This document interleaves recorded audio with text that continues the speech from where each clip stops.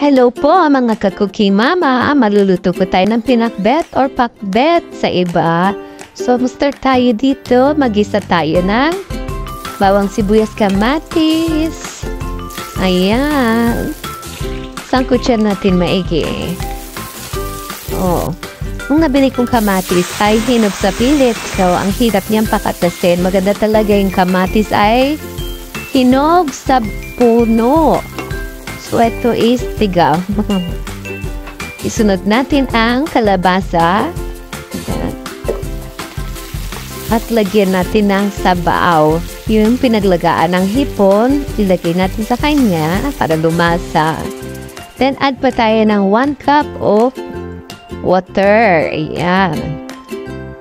So, ito, halu-haluin natin. Pakuluin natin for 1 minute. Then, i-add natin itong bagoong alamang. 1 tablespoon. 1 tablespoon patis. And 1 teaspoon oyster sauce. Yan. So, ito, pwede natin lagyan ng cube. Pero hindi ako naglagay. Wala rin ako nilagay na betchin. So, isunod-sunod na natin yung mga iba pang gulay. Ayan, ihuli natin yung okra kasi mabilis siyang lumata.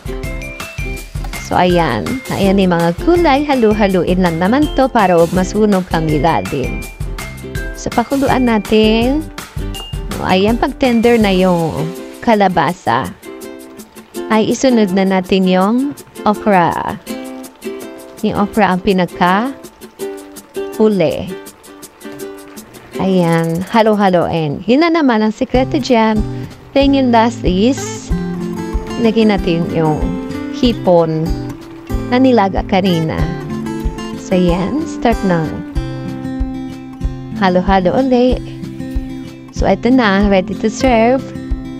And thank you for watching. Love you all. Bye-bye.